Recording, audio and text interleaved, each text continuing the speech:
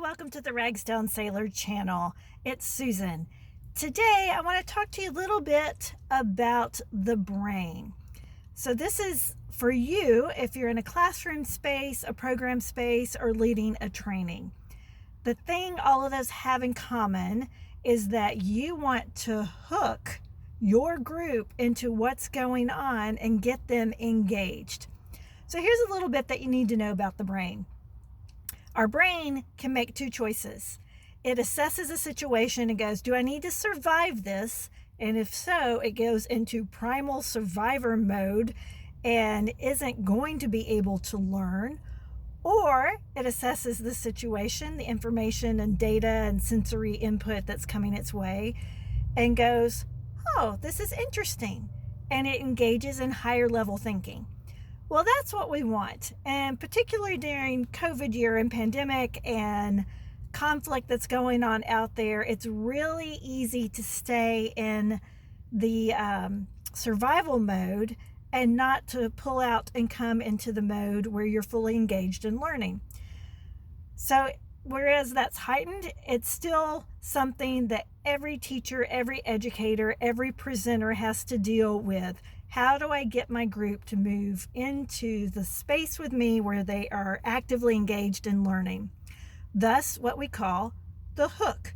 I think of that Scooby-Doo moment, where you go, what? So there's something usually novel or challenging about the hook that engages curiosity and makes them want to know more and figure things out. So I thought I would just share a few hooks from people who in the field who've done really cool things, just to kind of give you an idea of it and to remind you of how important it is to have a hook that will help you. It helps the brain move from one point into the other so that you can increase engagement.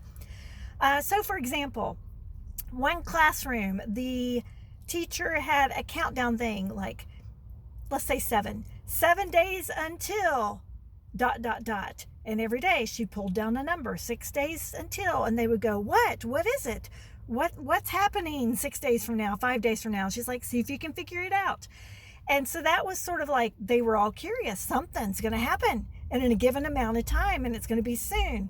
And so it ended up being, I think in this case, it was a study about the moon, and it was going to be a full moon, and that's when the lesson plan was. But they were trying to figure it out, what's going to happen in 7 days. Another presenter who not only did this novel hook, but it also included movement, which is another good brain booster, put lesson plans like a PowerPoint up on the ceiling so that they had to lean their heads back in their seats, which if you're going like this all the time, movement wise, it's getting in a different position, which is good. And it was up on the ceiling. It was just a simple, different way of engagement.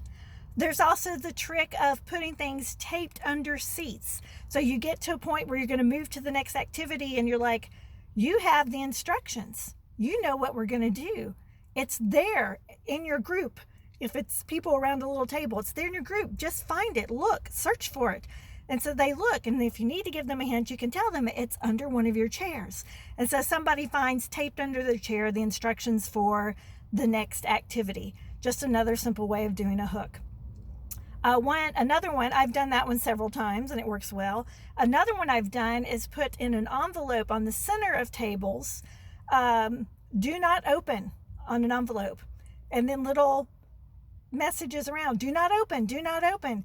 And so they're sitting there staring the whole time and they're fighting that desire to want to open the envelope and figure out what's in there. And so you get to the point where you let them open it up, but their brain's been going, they're curious, what's in there? There's something surprising, something cool. So those are just a few examples of hooks. But what have you done? What have you used? Share in the comments so that we can teach each other. But don't forget, the hook, that Scooby-Doo moment is really important for engaging them. So any way that you can do that to tap that curiosity, that problem solving. I just thought of another one, Wordles. You remember Wordles? Those things you might have the word noon, a space, and then the word lazy, and they have to figure out that it's lazy afternoon. Or maybe you have, who are they? And it's Marcia, Cindy, Jan, Greg, I forgot Bobby and Peter, and they go, oh, those are the Brady Bunch kids. Even solving little things like that is a way to engage. Word puzzles, all of those are hooks. So figure out ways that you can use hooks to move them from one part of the brain into the learning space so that they know everything is okay and it's a safe place to learn and it's going to be fun. Share and share with your colleagues. I'll see you here next time. Thanks. Let's make engagement fun.